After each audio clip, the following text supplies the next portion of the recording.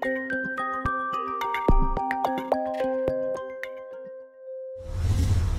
welcome everyone.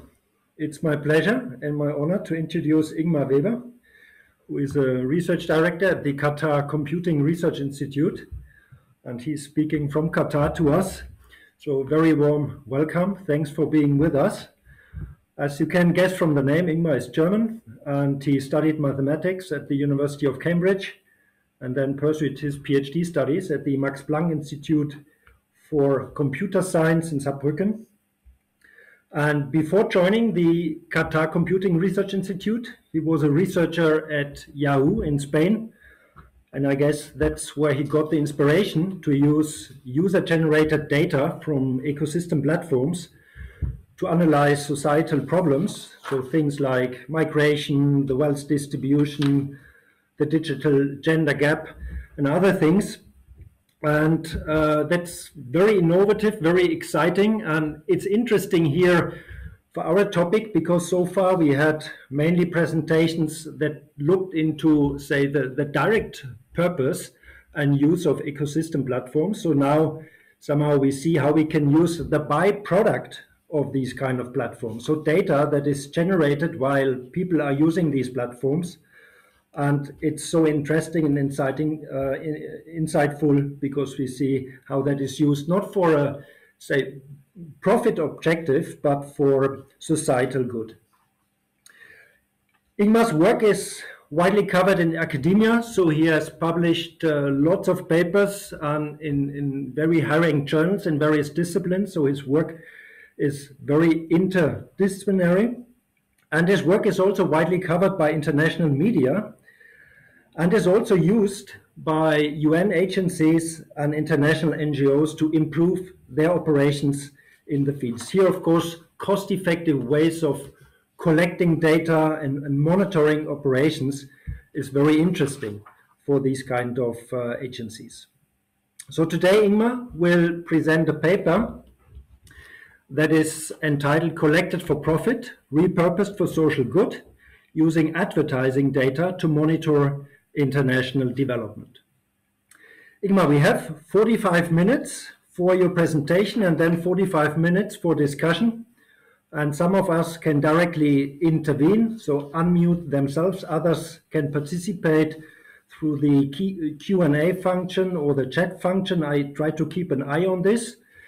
The session is recorded, so we plan to provide this later online. So that's also important for all those who intervene. So whenever you appear here on the screen, then you will also be recorded. So be aware of that. Good. I think that's everything on the organizational side. Then the floor is yours, and we are looking very much forward to your talk. Thank you. Great. Thank you very much, Michael, for the introduction. I hope that with this setup, you can see both the video and my slides. And I don't see any clock or watch at the moment, so yeah, I'd appreciate like a 5 minutes warning or sort of so as you know, time is close, is almost over. Great. So yeah, so the work that I'll be talking about today is joint work with a number of people. So here at the Qatar Computing Research Institute, or QCRI, there's my colleague Joao and Masumali, both in the social computing group. But then there's also Riti Kashyap at the University of Oxford, and a number of other people, both at QCRI and other institutions, and even more people at UN agencies and NGOs, and their sort of names are, you know, can be found in the respective publications. Yeah, I'm sure everybody on this call has heard this saying that, you know, if you're not paying for the product, then you are the product, right? And just to sort of to recap, which I'm sure is not news to any of you, right? So Facebook and Google and Twitter and Snapchat and all these companies, right? They collect a lot of information about the users, right? And this information is usually used to build up certain user profiles, right? So they might have like a whole set of attributes inferred about me, like, you know, who am I? What do I like? What sort of products might I be interested in buying, right? And then this information is usually offered sort of to advertisers to target their ads, right? And so here I'm showing like a real example.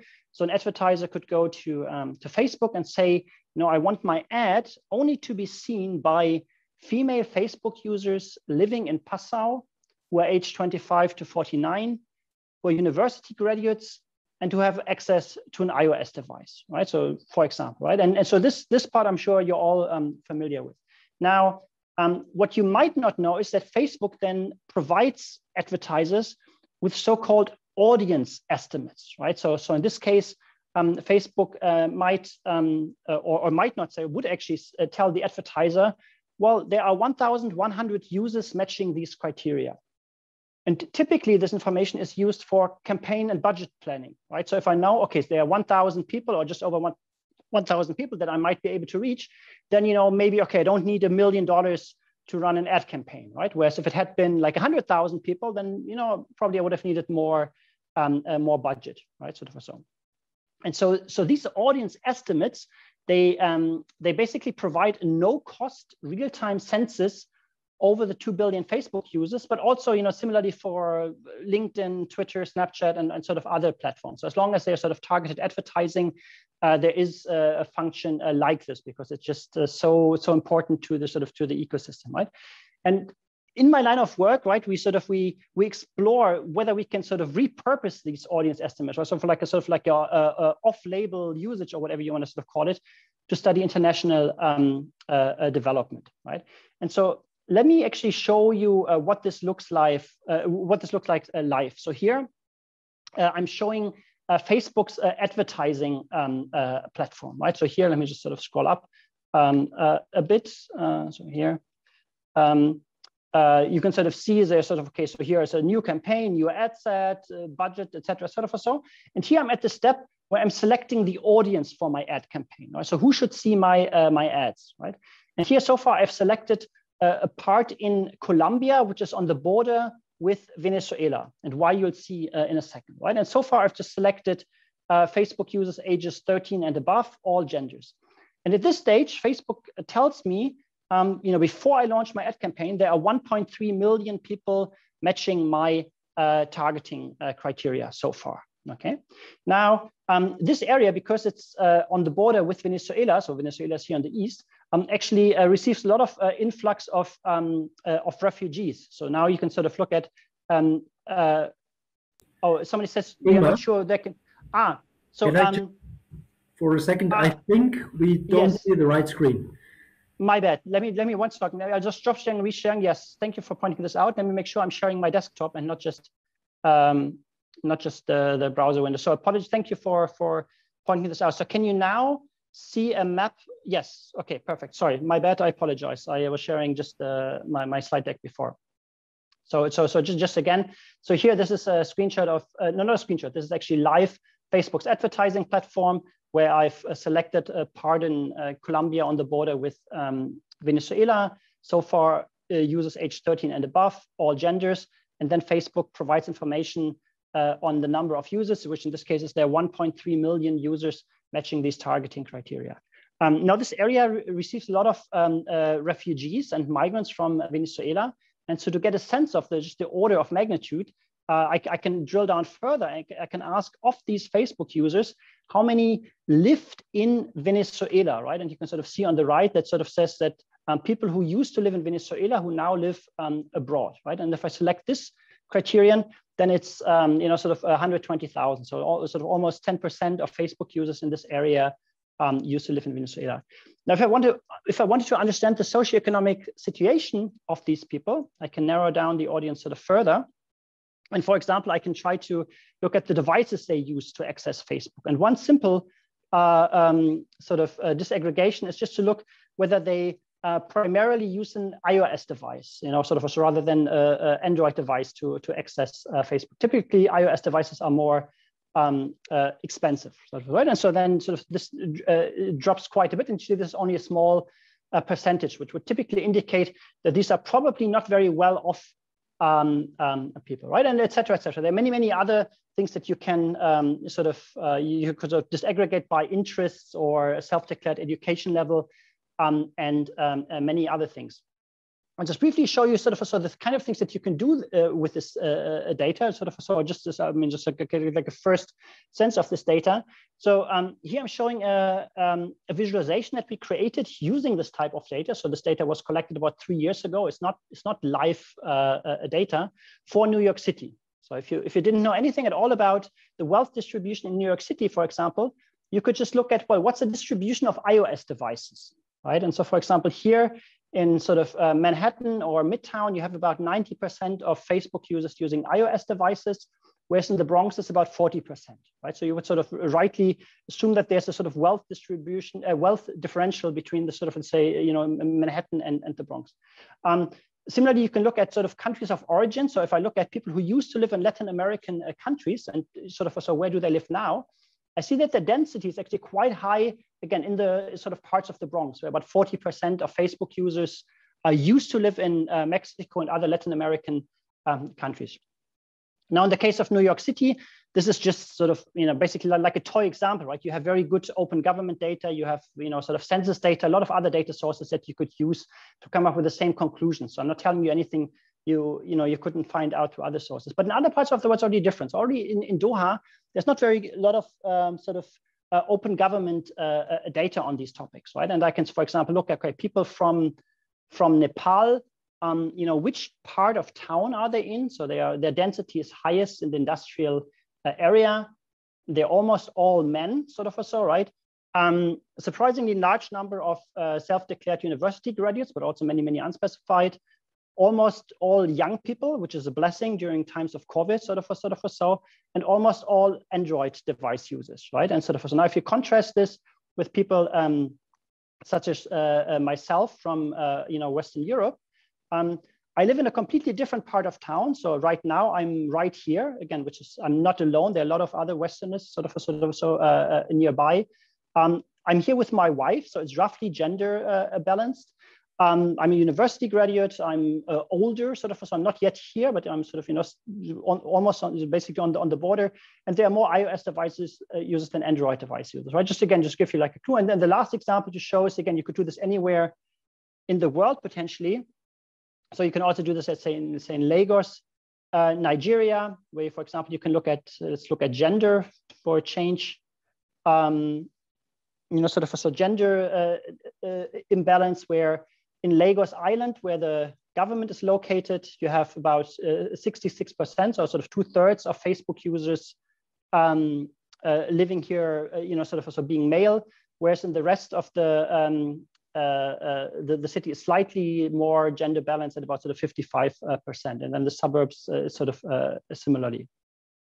So this was just a warm up to give you an indication of what you can do with Facebook data. I just very quickly also want to show LinkedIn data, but in slightly less detail. So again, anything that has targeted advertising has a platform like this. I could show Snapchat, Twitter, you know, whatever you'd like. Here, just quickly show LinkedIn to give you a sense of what's possible here. So here I'm targeting LinkedIn users in the United States who studied at a university in Munich, one of these 3 universities in Munich, to be precise, who have the skill, right? LinkedIn has these skills, artificial intelligence, and who are male, which in this case is inferred most likely from their name. And then again, sort of LinkedIn tells me the number of people matching these targeting criteria. So just to sort of show you the type of data that we are collecting. And we're not collecting this through screen scraping. All of these platforms have actually very nice APIs, if you know what that means, sort of, so you can sort of programmatically collect large amounts of this data. So there are different types of targeting attributes. So some are self-declared, right? Sort of so, and some are quite basic. So for example, age and gender is required when you create a Facebook account, right? And then you can optionally self-declare other things, such as your education level, your hometown, or the set of friends that you have, right? On LinkedIn, so typically you declare something about the employment history, and then optionally you can sort of, you know, add information about your contacts and maybe skills that you have, right? Other attributes come from metadata, for example, the type of device you use, right? So for example, on Facebook, I showed that you can target iOS device users. This is not declared by the user. The user does not select, the devices. It's just based on, sort of the app you installed, etc. Similarly, there's information on the connection type, whether somebody connects through 4G or Wi-Fi, etc.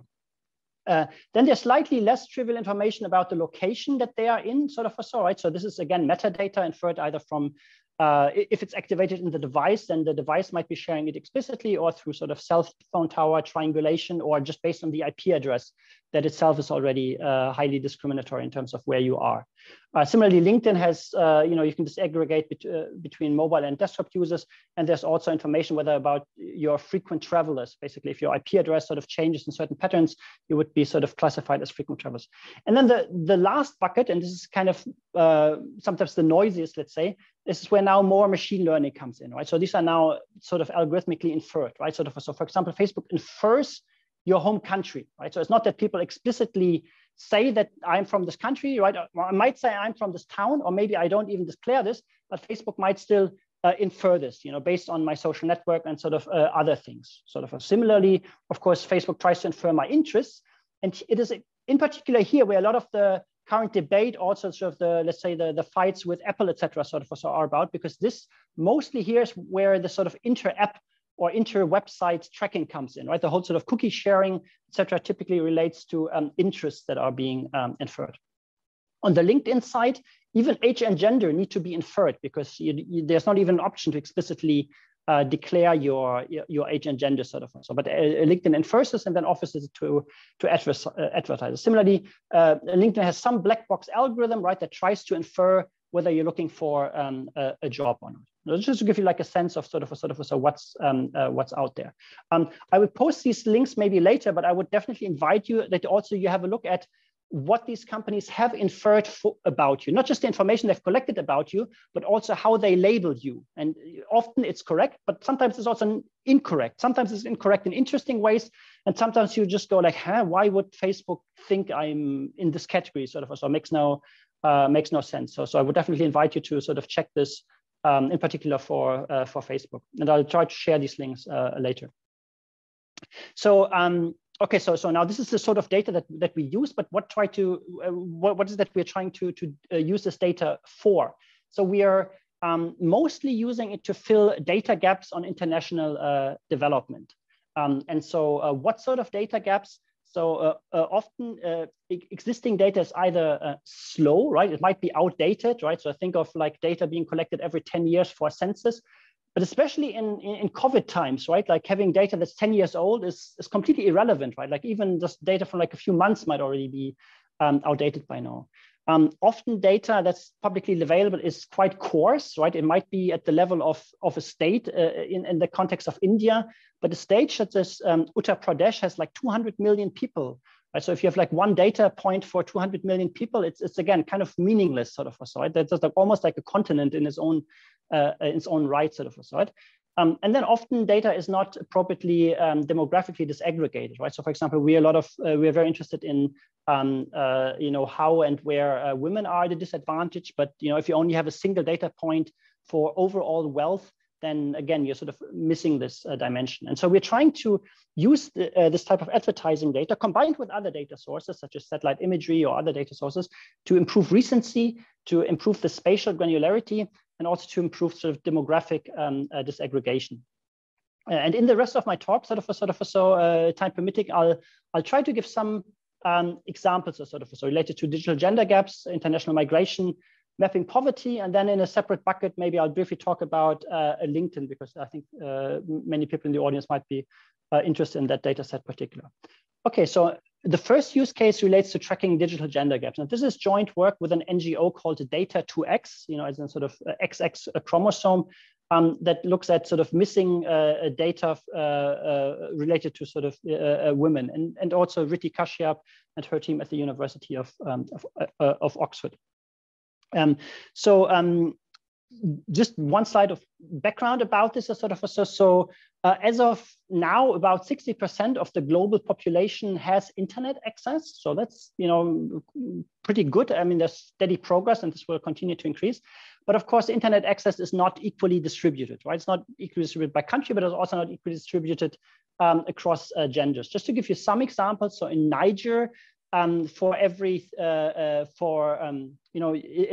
one woman with internet access, you have 3 men with internet access, right? And Iraq is not quite as bad, but you still, for every 1 woman with internet access, you have 2 men with internet access.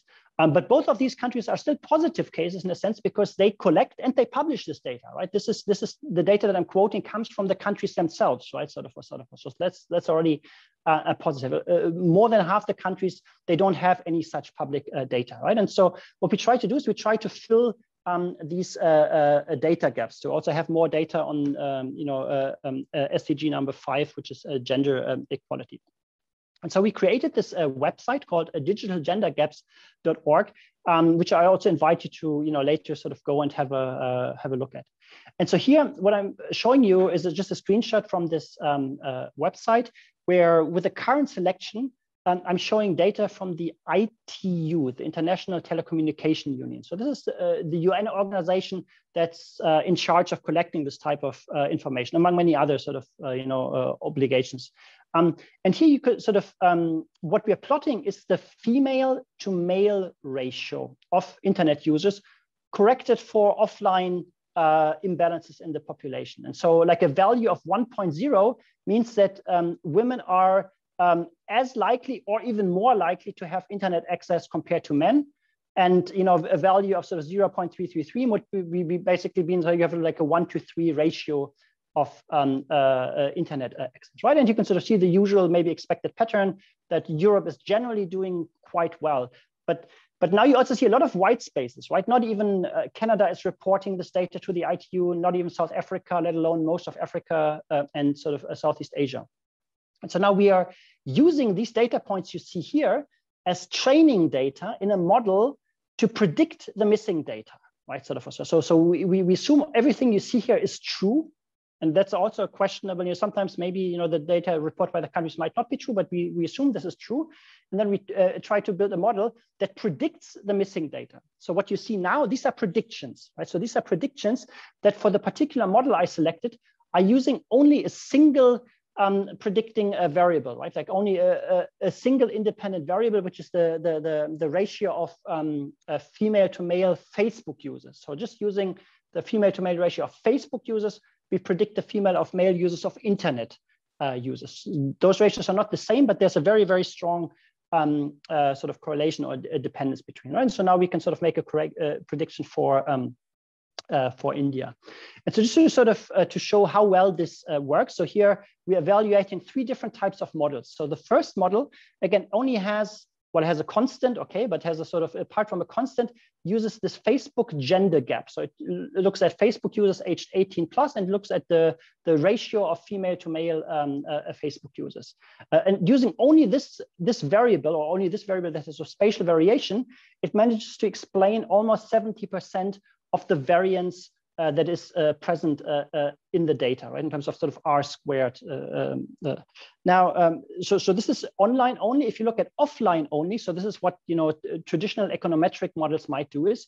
So here we look at things such as internet penetration, and we use data from the Global Gender Gap Report. So this is something that the World Economic Forum puts out on things such as gender gaps in tertiary education or gender gaps in terms of economic participation. And using just traditional sort of data, you get a model that uses more variables, but actually performs worse, right?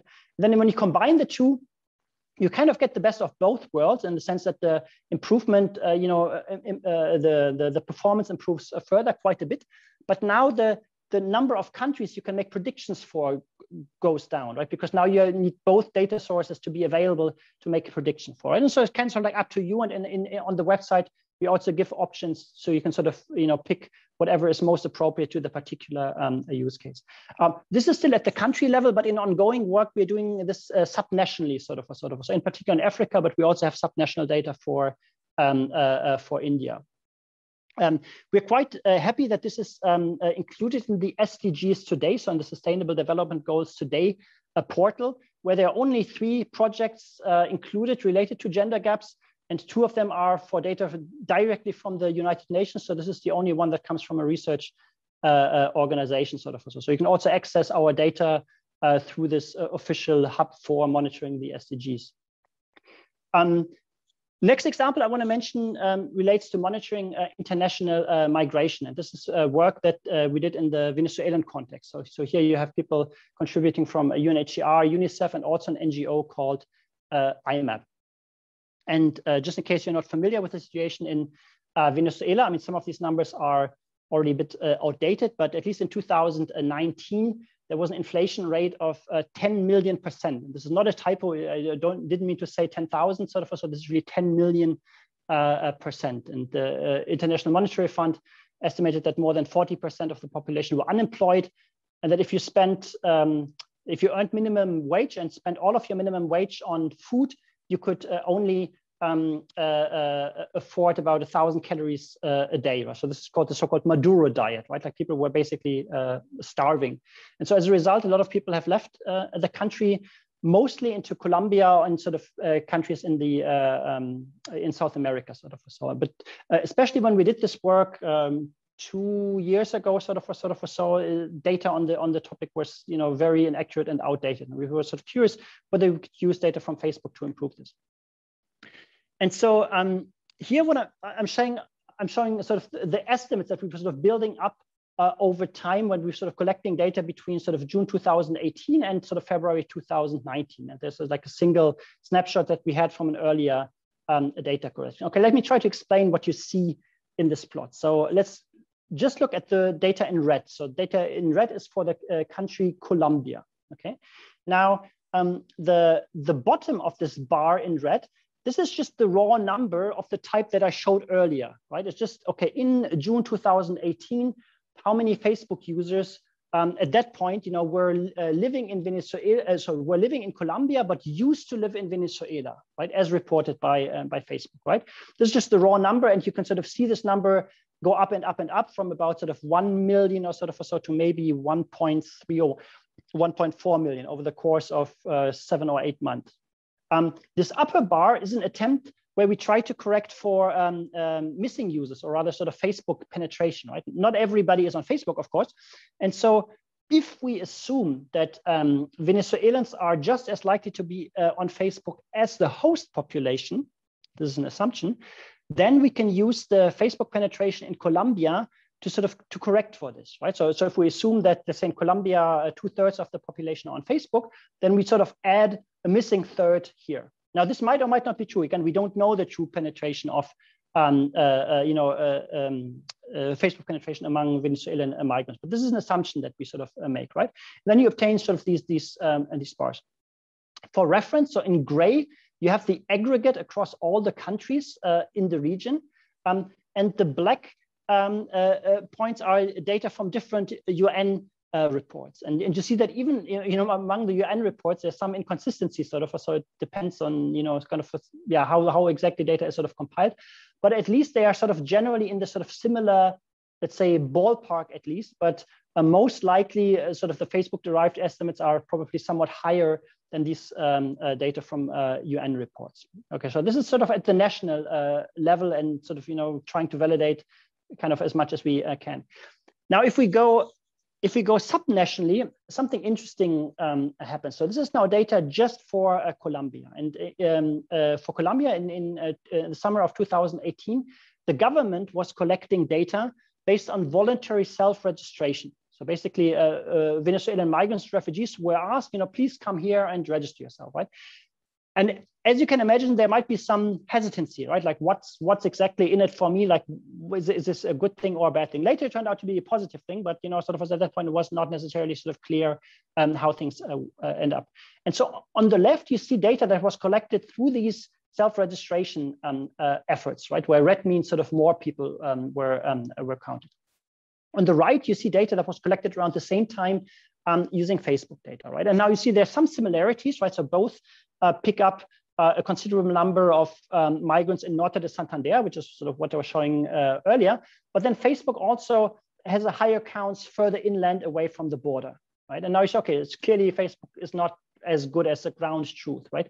But then because we were actually working with people on the ground in Colombia, they actually said, you know what, actually this data on the right looks more plausible than the reality, because they told us that the self-registration efforts were more pronounced on the border and not so pronounced inland. So actually, you know, people on the ground, they had more trust in this, you know, weirdly collected data than in the official government data for some of their operations, sort of. So, but this also shows, it's both interesting, it's fascinating, but it also shows that it's hard to validate these things, right? I mean, we do this work because the ground truth is so bad, but because the ground truth is so bad, it's sort of then hard to sort of validate and show, you see, this is actually working well, sort of. So there's often a struggle we're going to.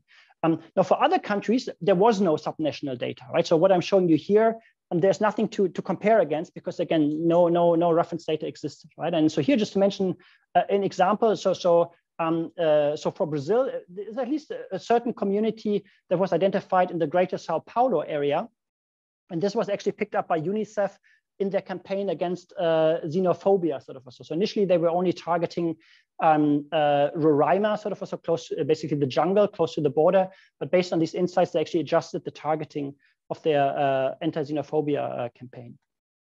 The last thing on this I want to show is that you can do more than just total estimates, but you can try to get a sense of their sort of socioeconomic situation, looking at the device type.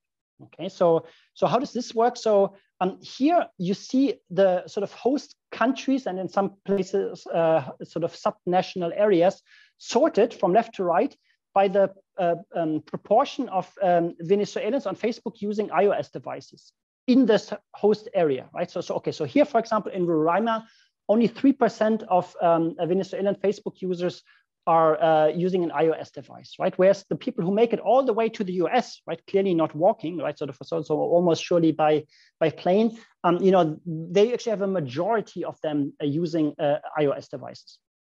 Now, we try to go one step further, and we try to put a dollar value on this phenomenon, right? So how do we do this? Well, we train a model that predicts country level GDP, or per capita GDP, I should say, right? So we predict what's the GDP of Argentina, what's the GDP per capita in Chile, etc. So just knowing the percentage of iOS devices in the country.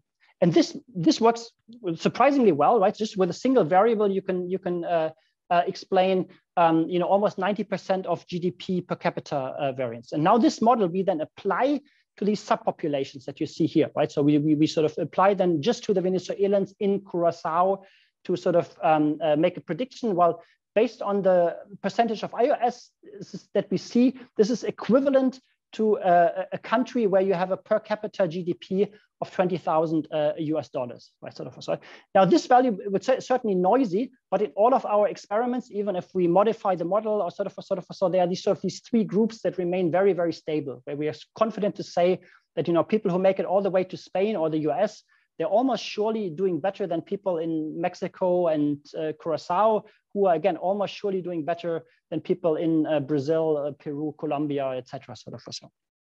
So yeah, this is like a new.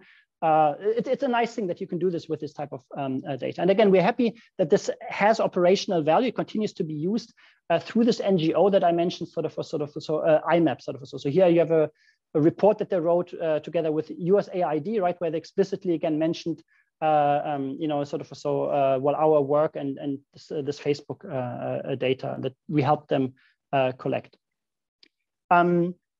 Okay, so I don't see time, but hopefully I'll have time to show you one more example on. You still have 10 minutes, even 12 or 13, because we start a bit later. So just take your time. Okay. Perfect. Okay, great. Okay, that should be fine then. So the last example using Facebook data is now just drilling down on this sort of mapping poverty, right? I already showed that device types, right, iOS versus Android seem to have a signal, but there's actually more than this. So also like 4G versus Wi-Fi and all these kind of things. So this is work that we did with UNICEF and a data science company called Thinking Machines based in the Philippines. And Philippines is one of the countries where we evaluated these methods.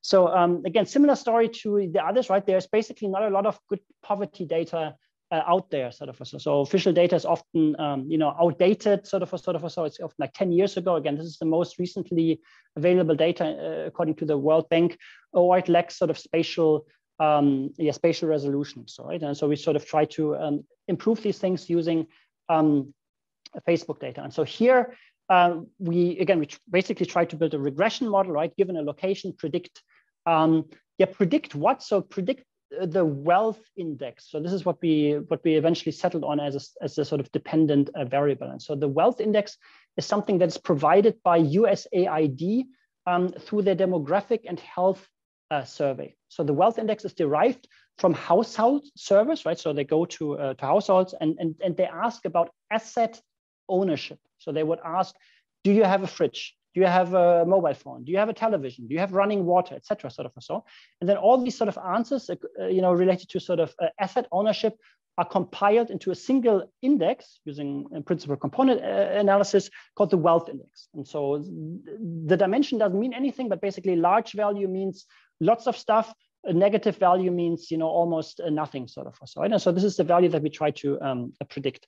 And so we try to predict this using features derived from Facebook, such as just the percentage of the population that is on Facebook. So it turns out just Facebook penetration itself is a strong predictor, right? So similar to night lights or other things that you might have heard of, just knowing the percentage of population that's on Facebook, that's a strong predictor. But then also, again, the percentage of Facebook users who are using iOS or 4G or Wi-Fi and some other sort of signals. Beyond that, it's really a very simple standard regression task. We try different models or sort of so. For the results that I'll show here, what worked best were gradient boosting machines, but again, you get similar results even with sort of linear models. I mean, there were some differences, but overall, the features were more important than the different models, right? And so then once we have a model, we can then apply it to other locations to sort of to make out of sample predictions, right? And so here, just to skip to sort of the results and how it works. So let me try to walk you through this table. So the first row you could think of as a sort of baseline. So this basically means that for a given location that you try to predict, you just look at their neighbors, right? So if you look, okay, all of your nearest locations nearby, they're all very poor. So I'm predicting that you're also poor.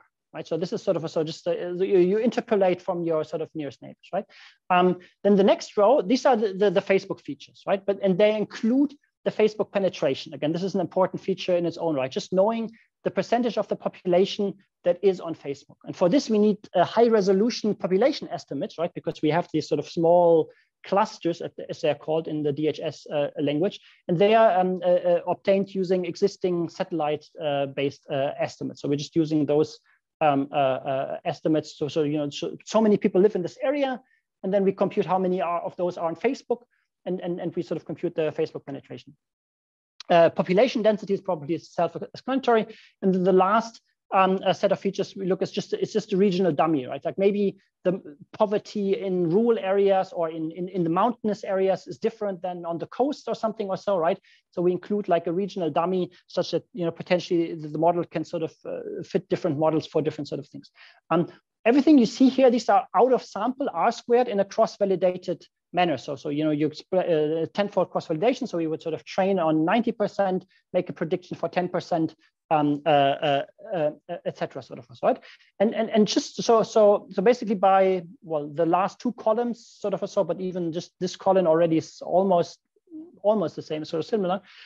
You can see that in the Philippines you explain about 63% of the spatial variation in terms of wealth index, and in India it's about sort of 70% of a variation. Just for reference, in the same work we also show that there's an upper bound because the ground truth data is noisy. So DHS introduces noise, and so it's impossible to go to 100%. So it's like an upper bound of just over 80%. And so these models perform already very, very well. Using conceptually very, very simple and very interpretable features. So that's definitely encouraging. But then there's more to this in this area. It's not just about predicting the value. There's also the notion of leaving no one behind, sort of. So for example, it's common in machine learning to have sparse values, and then you just drop sparse values. And so in our setting, this means that there were areas where we could not identify any Facebook users. So basically, Facebook does not report individual users. You can go down to 1,000 or with some effort to 100 users, but that's really the limit. Like below 100 users, there's nothing, no signal you could ever hope to get. And this sort of threshold covered about 0.7% of locations in the Philippines or 1% in India, sort of. So, and it turns out these locations actually were poorer than the other locations, right? So we had to drop about 1% of locations, but we were probably dropping the poorest in a sense, sort of. So, and that's not great, sort of. So, but at least we're aware of this issue, right? So at that end of the scale, maybe you have to augment it with other approaches. But then on the positive side, we can do things such as disaggregate wealth indices by education levels. So now, basically we have this model that we train on everybody, right? We just have population level wealth index, but then we apply the model just to Facebook users who have self-declared university degrees or who don't, sort of, right?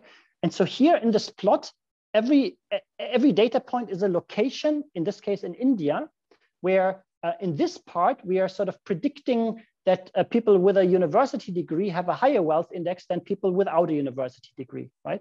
And you see that in almost all parts of India, if you have a university degree, you're predicted to have a higher wealth index, right? That makes sense. And also there are some interesting patterns in terms of number of users in the clusters, where red is basically urban, where there doesn't seem to be quite as big a difference, but in the rural areas with fewer users, sort of, so at least in this model, sort of, so education level seems to be more important. And that would be interesting to sort of to validate and try to see if that's true. So this is great, this is interesting, maybe that's even plausible. But then when you look at gender, we get something that didn't make sense, at least initially didn't make sense, because here we were observing that basically we were sort of predicting that in almost all locations, men and women are doing just as well in terms of access to high-end devices or sort of so.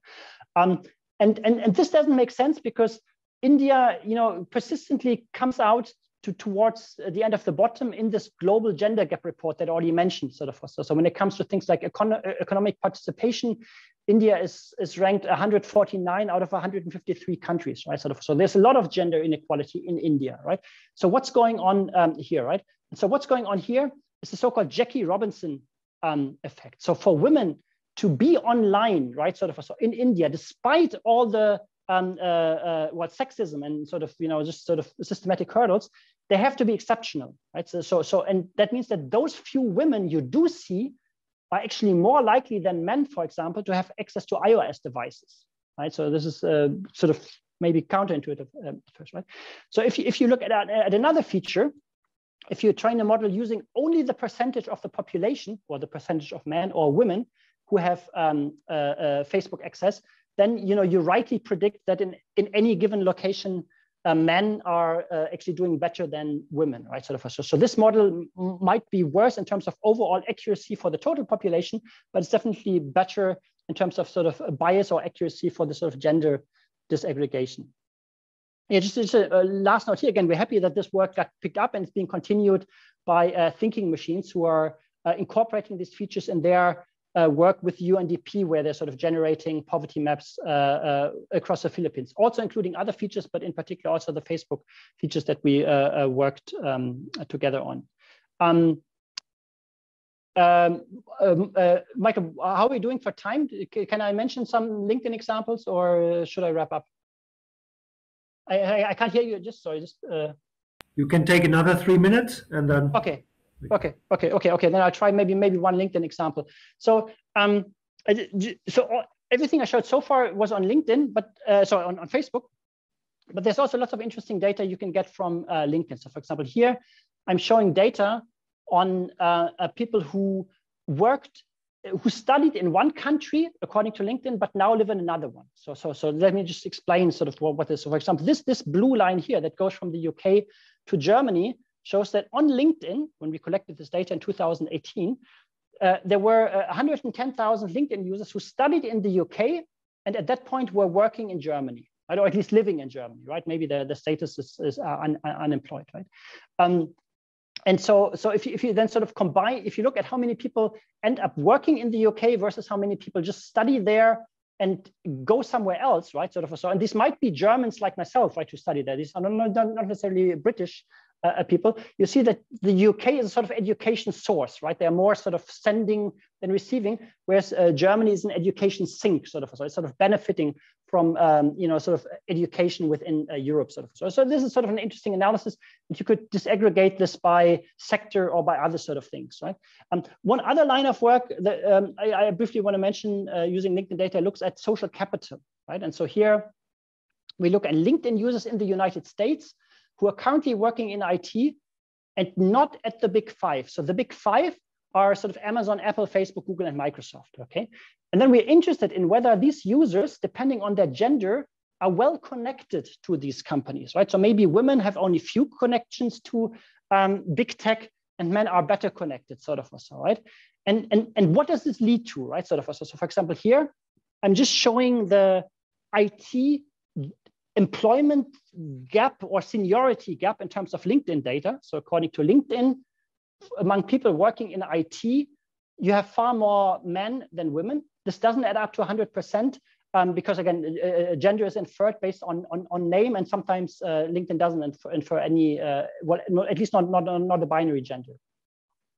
And you'll see that, with increasing seniority, you have man dominated. This is known. This is nothing new. I'm nothing showing you something you didn't know already, sort of. But what's interesting now is if you combine this with data on how well they are connected. So here I'm showing the percentage of women at this level who are connected to big tech, right? They don't work for the big five, but they have a social connection to the big five, right? And so you see men are better connected than women to the big five, and this is the ratio between those two. But this ratio goes down to almost equality at the most senior level, right? And there are many questions like, what's driving this sort of, so is it those women who make it, who break the glass ceiling, right? They are just as well connected as men, or sort of, so a lot of interesting questions, or sort of, so that could be asked. And so this is something that we're currently working on. Okay, just to wrap up. So I was, just sort of, talking about sort of advertising data, I focused on Facebook and a bit of LinkedIn, but again, I could have shown you Twitter data. We're now using data from Weibo in China, sort of, or Google, so that you can get similar data from all of these. You can collect this easily through APIs, right? Because again, these companies want to make it easy for you, right? I mean, they want to make it easy for potential advertisers, right? They are near real time. It's not as of this hour, but let's say these monthly active users for Facebook, let's say the last 2 weeks, or let's say maybe it reflects the reality from roughly 2 weeks ago, more or less.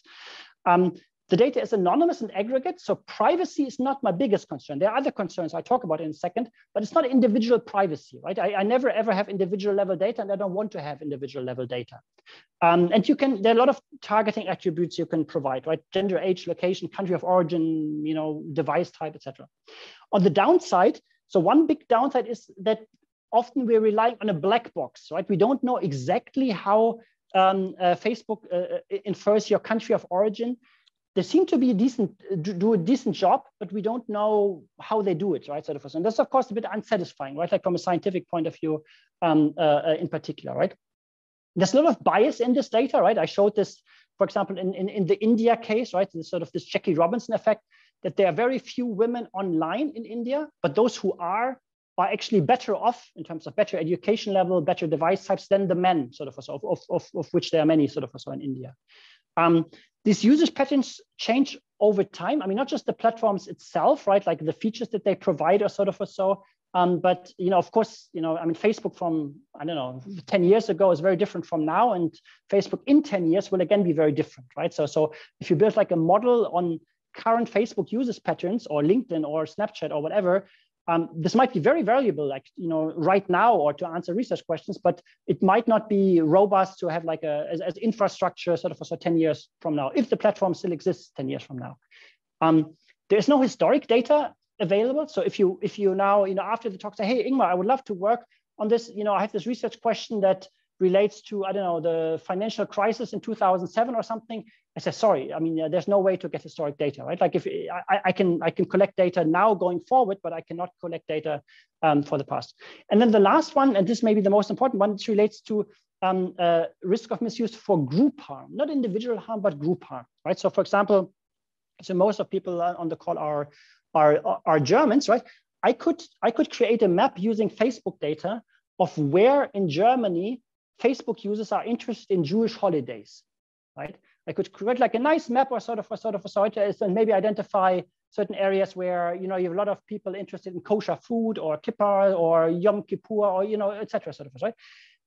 And that makes me a bit uneasy, right? Sort of, so that I can do this. Maybe I don't find anything surprising, right? Maybe just Munich and whatever, Cologne, Hamburg, Berlin, right? Like just the big cities have a lot of everything, so they have a lot of people interested in Jewish holidays, right?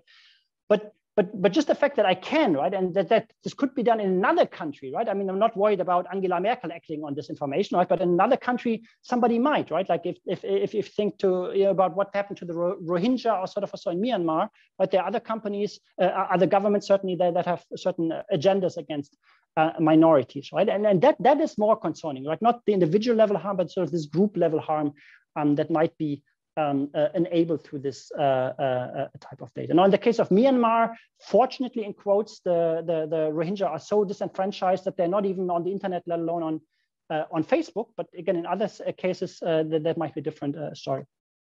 And just the last thing is, when you read about sort of Facebook, sort of research using Facebook, advertising, there's a lot of other work that is for active usage, right? So for example, we have also actually launched ads, right? Everything I showed so far was about without ever launching an ad, but we've also launched ads to administer target surveys, for example, in India related to mobile phone usage, or also in Qatar to sort of distribute information through targeted advertisement about COVID-19 and like a sort of self-screening survey.